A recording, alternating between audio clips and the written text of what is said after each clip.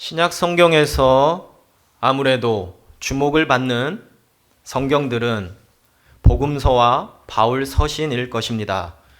그도 그럴 것이 27권의 정경 가운데 복음서와 바울 서신이 17권이나 되는 많은 분량이기도 하거니와 예수님과 바울이라는 매우 중요한 신약의 핵심적 인물들이 언급되기 때문입니다.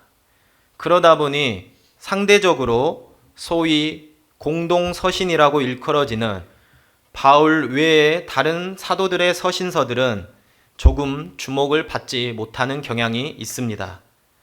그러나 분명히 말씀드릴 수 있는 것은 적어도 정경의 반열에 속한 성경들 가운데 중요하지 않은 성경은 하나도 없습니다. 교회 역사 가운데 많은 경전들이 있었고 이 가운데 특별히 하나님의 계시의 말씀으로 인정받은 경전은 그 내용과 주제들이 오랜 시간 동안 교회들에게 큰 영향력을 미쳐 왔습니다. 따라서 여러분이 성경을 읽어 나가실 때 어떤 성경이라도 소홀히 여기지 않는 태도는 우리들에게 너무나 중요한 자세인 것입니다. 저는 앞으로 지난번에는 야고보서를 나눴는데 이젠 공동서신 중에 또 하나인 베드로전서로 여러분과 은혜를 나누고자 합니다. 이렇게 제가 장황하게 설명한 이유는 제 설교 말씀을 잘 들으라는 이야기입니다. 다른 모든 성경 말씀이 더 중요하지만 특별히 제가 여러분하고 나누고자 하는 베드로전서도 여러분 놓치지 마시고 중요하게 말씀으로 받아들이시기를 부탁드립니다.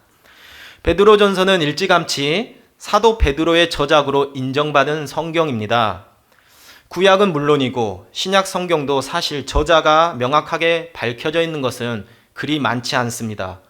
대부분의 요즘 신학자들은 각 성경의 저자가 일반적으로 우리가 알고 있는 것처럼 다른 사람의 경우가 있다라는 것을 많이 밝히고 있습니다. 저희 교단이 속한 보수주의는 웬만하면 다 저자들의 사람들을 인정하고 존중하지만 많은 신학계의 학회에서는 성경의 각 권의 저자들이 사실 우리가 생각하는 것보다 다르다는 것을 많이 밝히고 있습니다.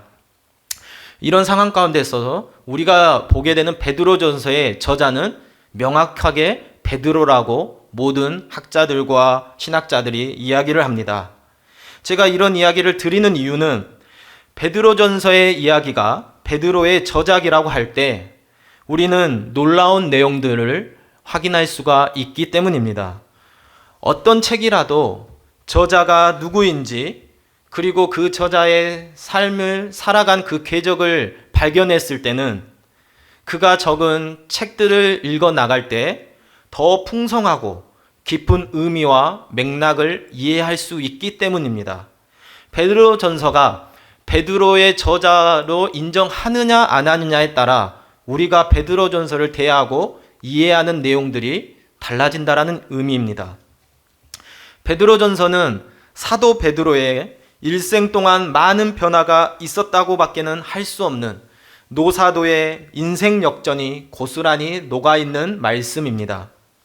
베드로전서를 기록한 시기에 베드로의 나이는 약 70대 정도 되었을 것인데 육신적인 나이로도 그의 인생의 시기로도 거의 말년에 이르는 때라고 할 수 있겠습니다. 베드로 스스로도 이때는 본인의 인생을 정리하던 시기였을 것입니다.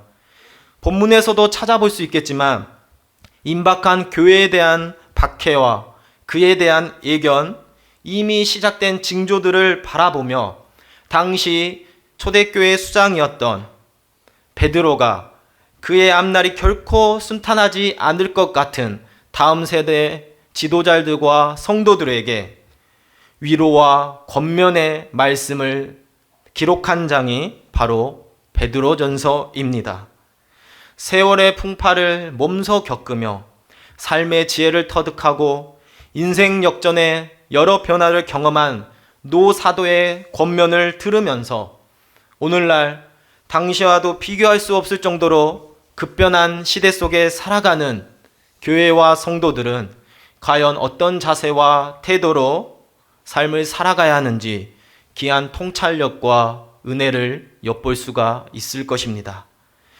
자, 이제 우리 말씀 1절을 함께 읽으면서 당시 엄청난 핍박과 세속의 풍파에 휩싸이고 있던 교회들에게 전한 노사도의 메시지가 무엇인지를 살펴보도록 하겠습니다. 우리 1절 말씀만 다 같이 한 목소리로 읽도록 하겠습니다. 시작.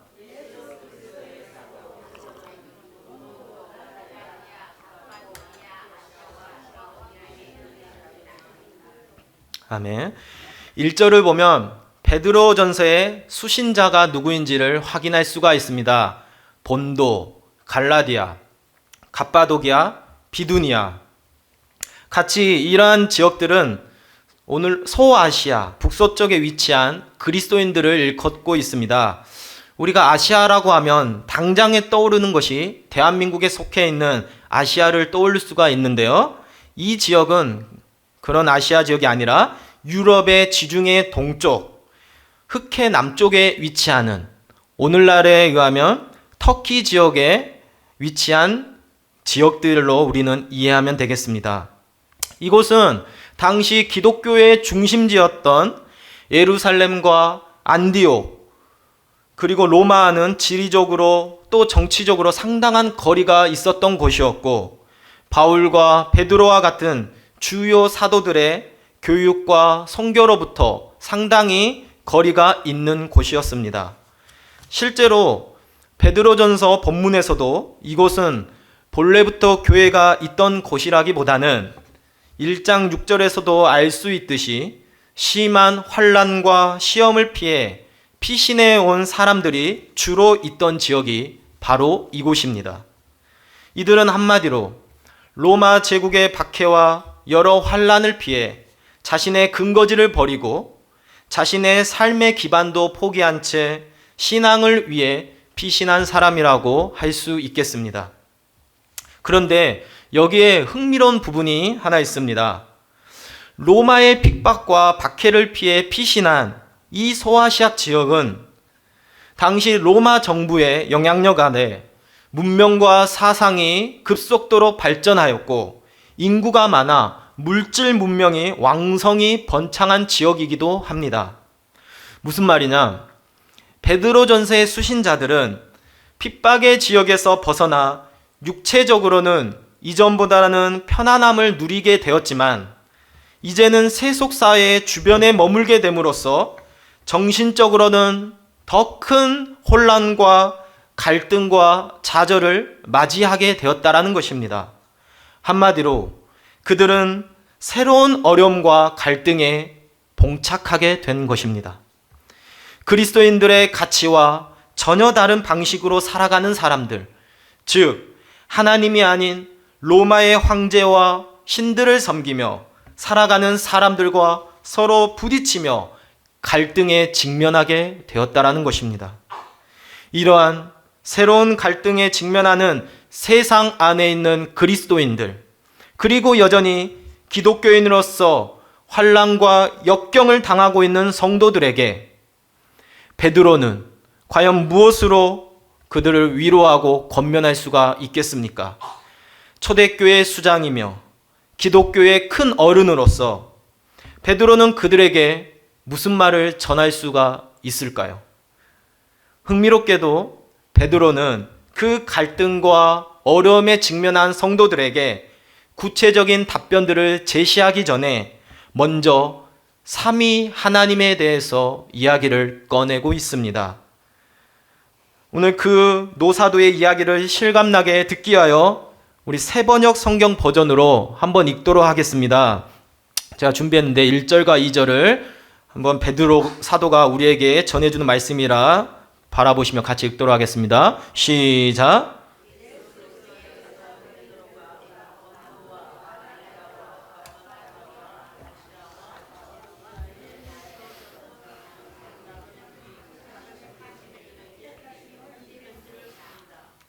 하나님 아버지께서 여러분을 미래하시고 성령으로 거룩하게 해 주셔서 여러분은 순종하게 되고 예수 그리스도의 핏부림을 받게 되었습니다. 여러분에게 은혜와 평화가 더욱 가득 차기를 빕니다. 아멘. 당시 성도들의 상황으로 감정을 이입하여 이 말씀을 읽으면 얼마나 가슴이 벅차오르고 감격스러운지 모릅니다. 당시 소아시아 지역, 즉 세속사의 한복판 새로운 갈등과 여러 가지 환경에 직면한 그 성도들에게 오늘 이 베드로의 첫 인사말은 커다란 힘과 위안을 선사해 줍니다. 거대한 세상 앞에서 쓸쓸하고 외롭게 고군분투하고 있다라고 그들은 생각하고 있었는데 오늘 말씀에 의하면 결코 그러하지 않다라고 말씀하고 있습니다. 주 안에서 살아가는 우리 성도 여러분, 여러분은 혼자가 아닙니다. 여러분을 둘러싸고 있는 세상은 거대한 물결이 아니라 세상보다 훨씬 크신 분 삼위 하나님이 여러분과 함께 하십니다. 우리 다시 한번 이 말씀을 천천히 읽어보겠습니다. 사실 오늘 이 말씀만 수십 번을 그대로 읽어도 은혜가 되고 오늘 저의 설교는 마무리할 수 있겠습니다. 그러나 제가 준비한 것이 있으니 조금 더 하겠습니다. 네, 제가 번역한 성경인데요. 다시 1절과 2절을 같이 한번 읽겠습니다. 시작.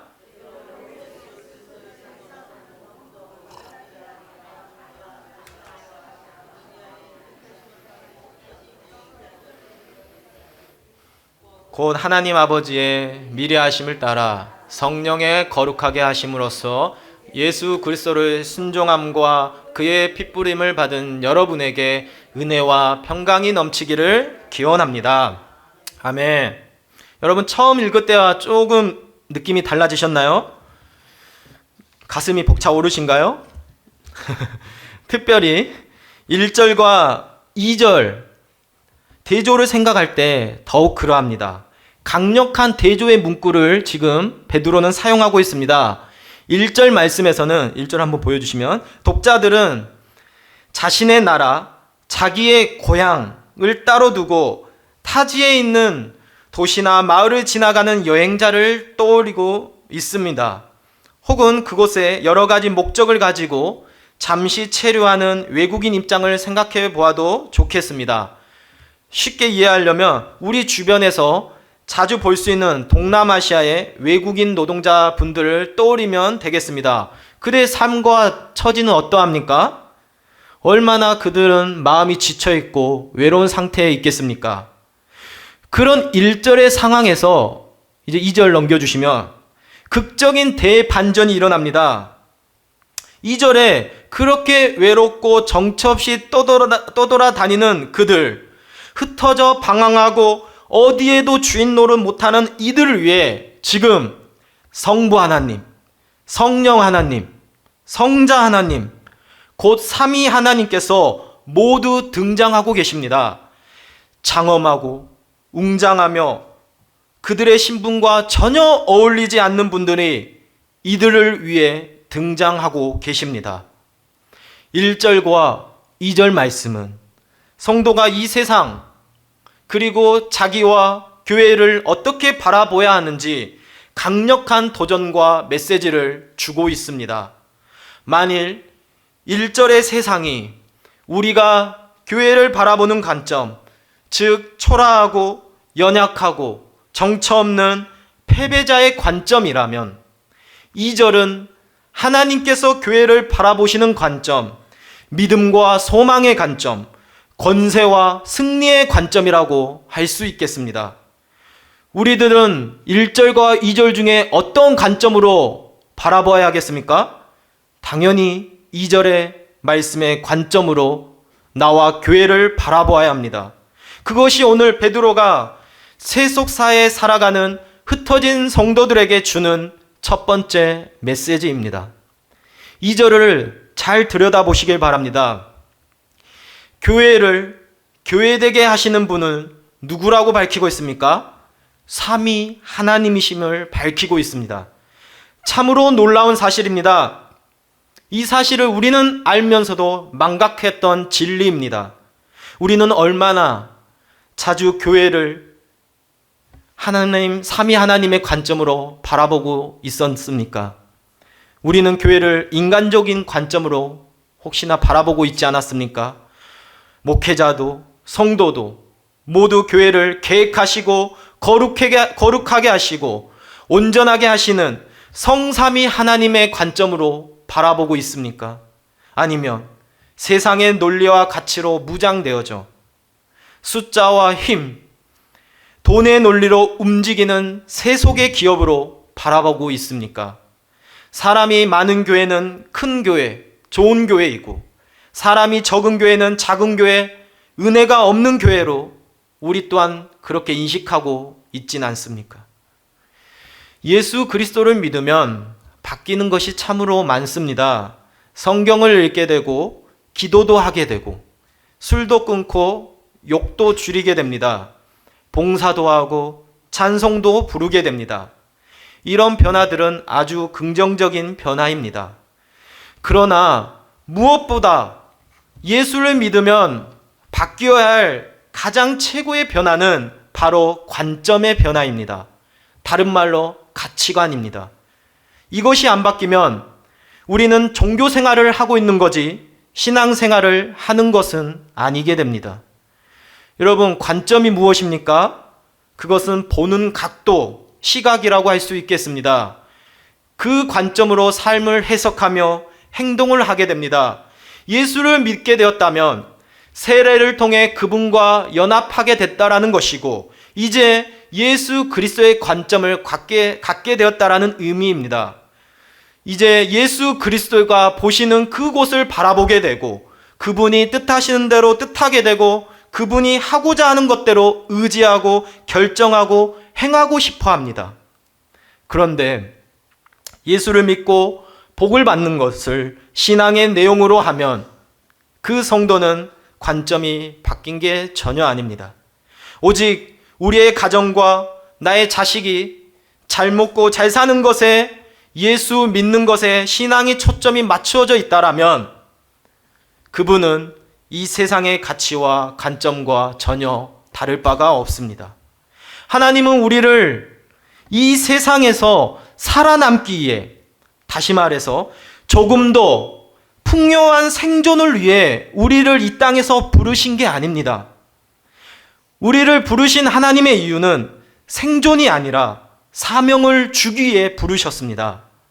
하나님은 우리를 이 세상과 같지 않은 나라, 썩지 않고 허무하지 않은 그분의 영원한 생명의 하나님의 나라로 부르셨습니다. 예수를 믿었다라는 것은 그래서 생각의 틀, 사고의 방식, 가치관이 바뀌었다라는 것을 의미합니다. 가치관은 세상 사람들과 하나도 다르지 않은데 행동과 겉모양만 달라진다라는 것은 커다란 자기 기만이고 속임수입니다. 겸손한 척은 할 수 있겠습니다. 사람들과 얼굴에 미소를 보이고 인사를 나눌 수도 있겠습니다. 열심히 예배를 드리고 봉사를 할 수도 있겠습니다.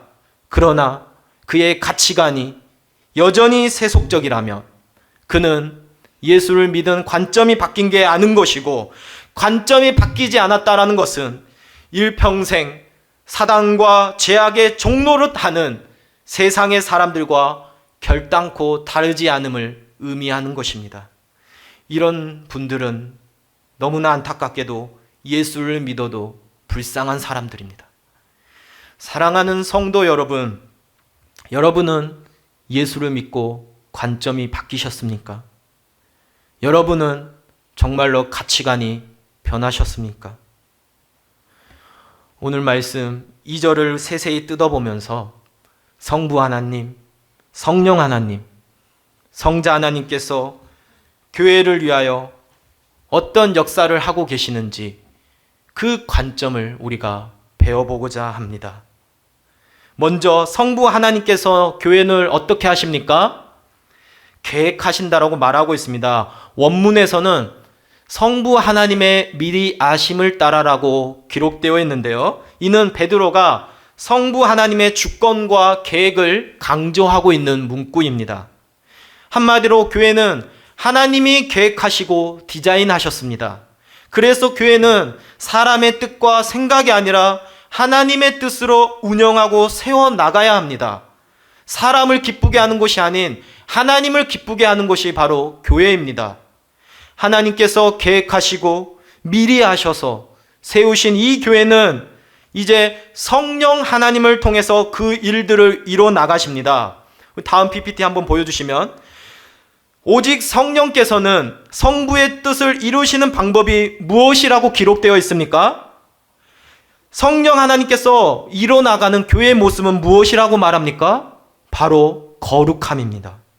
성령께서는 교회를 세상으로부터 구별하여 온전히 하나님 앞에 드려 그분께 속하게 만드십니다.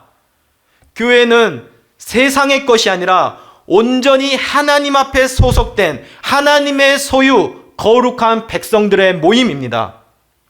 이 말을 현대적으로 적용해서 이야기하면 이러합니다. 교회는 성령의 역사를 힘입어 병이 낫고 방언을 할 수 있습니다. 성령의 힘으로 교회가 부흥이 되고 재정이 넘쳐날 수도 있습니다. 성령의 권세로 좋은 이미지가 되어 많은 사람들에게 선한 영향을 끼칠 수도 있습니다. 그러나 교회 안에서 참된 회개와 거룩한 삶으로의 변화가 없다라면 그것은 교회의 성령의 온전함이 아니라는 말입니다. 교회는, 교회됨의 표시는 거룩함입니다. 교회는 높은 빌딩과 수많은 재정의 소유로 교회의 다음을 드러내지 못합니다. 교회는 수많은 사람들이 몰려오고 많은 프로그램과 놀라운 이적과 기적의 역사를 베푸는 것으로 교회의 다음을 드러낼 수가 없습니다.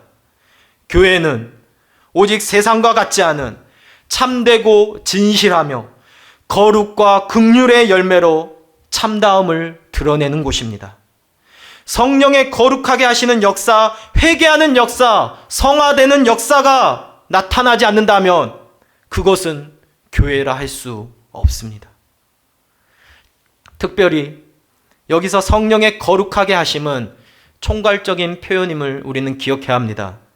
즉 성령께서 교회를 그리스도 안에서 거룩하게 구별하셨고 지금도 성결하게 하고 계시고 또한 주님께서 다시 오실 때 그와 같은 모습으로 최종적으로 온전히 거룩하게 만들어 나가실 것입니다. 그래서 교회는 부족해도 이미 성도라고 불림을 받는 것입니다. 그 거룩하게 하심이 이미 확정된 무리가 바로 교회입니다. 그러나 이 확정적인 선언이 절대로 성도들을 나태하거나 방종에 이르지 못합니다.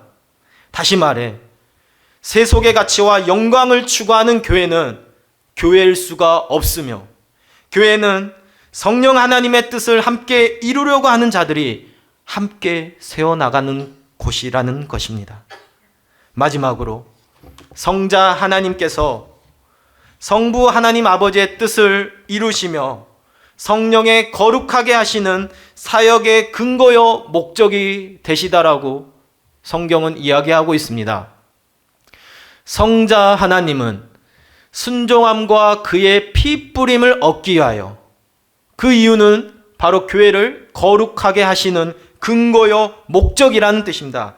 이해하기 쉽게 정리를 하면 성령님은 하나님의 백성인 교회를 거룩하게 하셔서 성자 그리스도의 순종과 핏부림을 얻게 만드신다라는 것입니다. 성자 그리스도의 순종과 핏부림의 복음은 거룩해진 교회가 삼아야 될 방향, 다른 말로 목적이라는 것입니다. 그렇다면 여기서 예수 그리스도의 순종이란 무엇이겠습니까? 그것은 한마디로 고난이라고 할 수 있겠습니다. 그리스도는 온 인류의 대속을 위해서 고난의 길, 하나님 아버지의 순종의 삶을 사셨습니다. 그와 같은 순종의 길을 거룩한 교회가 따르기를 원하십니다. 곧 그리스도의 순종이란 주님의 고난에 참여하는 것을 의미합니다. 그리스도의 고난을 통해서 우리는 구원을 얻게 되었기 때문입니다. 이 중요한 인사말을 베드로가 우리에게 전하면서 저는 마지막으로 한 가지 더 주목해 보며 말씀을 정리해 보고자 합니다. 그것은 그리스도의 순종 뒤에 나오는 바로 그리스도 예수의 핏부림이라는 단어입니다. 어감 자체도 참으로 어색하지만 핏부림이라는 단어 참 생소한 단어인 것 같습니다. 사실 맥락으로 이 말씀은 우리가 이해하면 그리스도의 피 흘림 이렇게 표현해야 말의 문맥이 형성이 될 것 같습니다. 그런데 베드로는 의도적으로 지금 그리스도의 피 흘림이라는 단어를 쓰지 않고 그리스도의 피 뿌림이라는 단어를 사용하고 있습니다. 우선 이 피 뿌림이라는 고유한 표현은 신약에서 바로 이 구절 한 군데에서만 등장하게 됩니다. 또한 흥미롭게도 구약에서 이런 표현에 가장 가까운 본문은 출애굽기 24장 7절과 8절에서 한 번 등장합니다. 우리 출애굽기 24장 7절 8절 말씀을 같이 한 목소리로 읽겠습니다. 시작.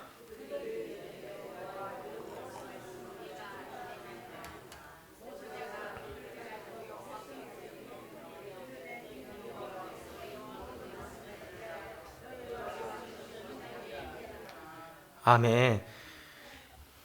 지금 이 출애굽기의 말씀의 장은 하나님께서 모세를 통하여 구약의 하나님의 백성인 이스라엘과 언약을 체결하시는 장면의 일부입니다. 백성들의 순종함과 동물의 대속적 핏부림이 이 언약식에 함께 연관되어져서 드라마를 만들어내고 있습니다.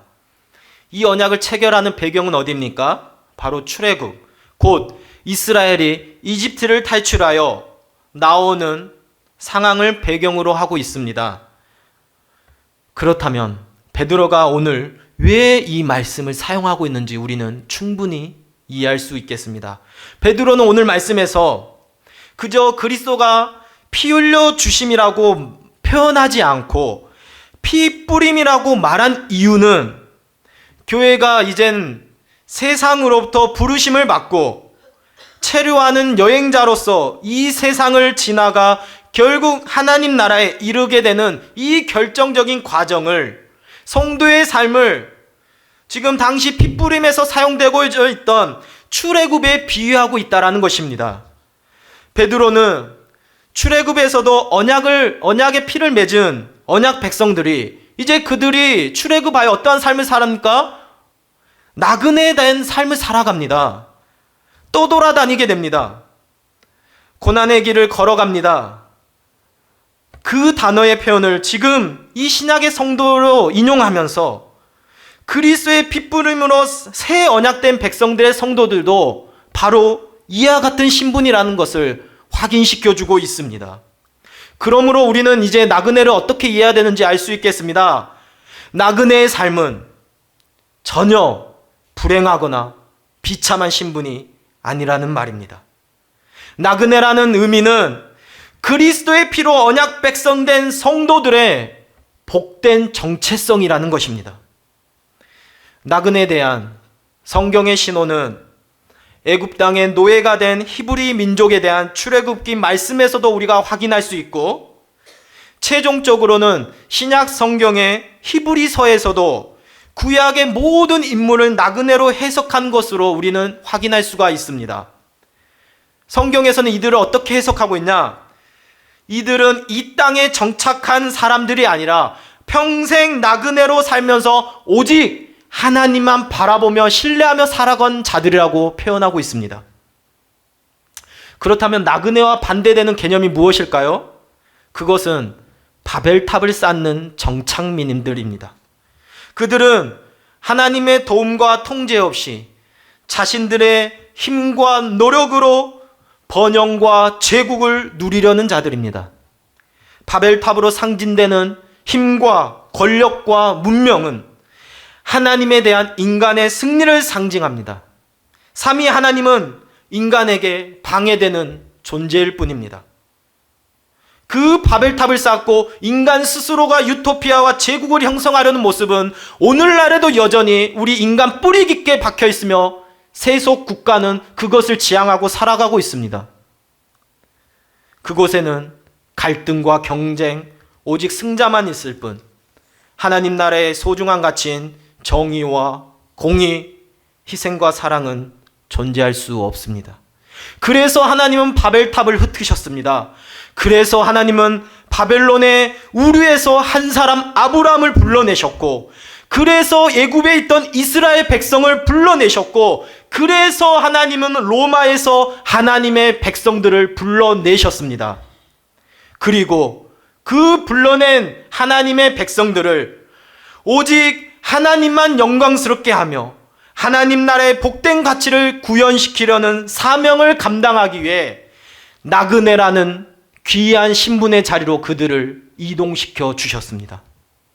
그러므로 나그네는 축복입니다. 나그네는 오직 삼위 하나님의 힘으로 살아감을 경험할 수 있는 최고의 신분입니다. 그러니 사랑하는 성도 여러분,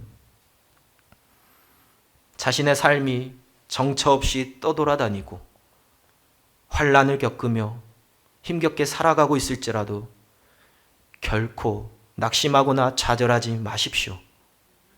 여러분은 지금 하나님의 계획과 뜻하심 속에서 살아가고 있는 소중한 존재들입니다. 곧 있으면 멸망해버릴 세상 나라가 아니라 하나님의 영광으로 충만한 하나님 나라를 미리 맛보고 경험하고 있는 것입니다. 이러한 내용들이 바로 당시의 거대한 로마의 문명 앞에 초라하게 떠돌아다니는 성도들과 온갖 핍박과 환난을 겪어 좌절하고 있는 성도들에게, 그리고 오늘날 안팎으로 온갖 지탄을 당하며 세속의 거대한 물결에 극심한 혼란과 좌절을 경험하며 살아가고 있는 우리 신자들에게 전해주는 소망과 위로의 메시지인 것입니다. 그런데 사랑하는 성도 여러분, 우리는 과연 하나님께서 우리를 부르신 귀한 신분, 나그네 된 삶을 살아가고 있으십니까? 나그네처럼 세속의 변방에서 변두리 생활을 하며 하나님만 의지하며 살아가고 있습니까? 아니면 세속의 한복판에서 바벨탑을 쌓아가며 스스로의 힘으로 부와 명예를 추구하며 세상 나라에 동화되어 살아가고 있습니까? 여러분은 그리스도의 길을 따라가며 겪는 고난을 정말 경험해 본 적이 있으십니까? 아니면 나의 욕망과 뜻을 이루지 못해 얻게 되는 불안과 염려를 고난으로 착각하며 살아가고 있진 않으십니까? 나의 욕심과 욕망으로 얻게 된 시험과 환난과 그리스도의 가치를 사수하게 걷게 되는 고난과 환난은 전혀 다른 것입니다. 혹시 나와 교회는 세상과 구분되지 못할 만큼 현세적이고 세속적인 욕망을 추구하여 나그네의 삶이 아닌 세상의 주인으로 살아가고 있진 않으십니까? 그 세상의 주인이 되어 소위 말하는 바벨탑의 꼭대기, 피라미드의 꼭대기가 되기 위하여 우리 자녀를 스카이에 보내려고 혈안이 되고 수많은 돈과 권력과 편법을 사용하여 중심부로 내몰게 하는 세속의 가치의 방언을 여러분도 동원하고 있진 않으십니까? 말로는 나그네 된 삶을 살고자 결단한다면서 뿌리 깊게 나의 내면은 중심을 향하고 있으며 세속의 성공과 양망을 위해서 나와 자녀들을 몰아내고 있진 않습니까? 여전히 나는 하나님만이 나의 유일한 힘이요 의지라고 얘기하지만 세상이 말하는 통념인 돈과 학벌과 외모와 능력이 최고라고 은밀히 인정하며 그렇게 살아가고 있진 않습니까? 여러분 가슴에 손을 얹고 돌아보시길 바랍니다. 사랑하는 성도 여러분, 교회는 삼위 하나님의 놀라운 작품입니다. 성도와 교회는 나그네된 삶으로 삼위 하나님께서 주시는 능력과 그 은혜와 공급하심으로만 살아가는 존재입니다. 그것이 운명입니다. 예수 그리스도의 핏값으로 얻게 된 영광스러운 교회의 성도된 여러분, 그분의 순종하심과 고난에 동참하시길 축복합니다. 그 길 외에 그리스도인들이 걸어가야 할 다른 길은 전혀 없습니다. 저와 여러분 모두가 주님께서 먼저 걸어가신 그 길 끝까지 걸어가시기를 주님의 이름으로 축원합니다.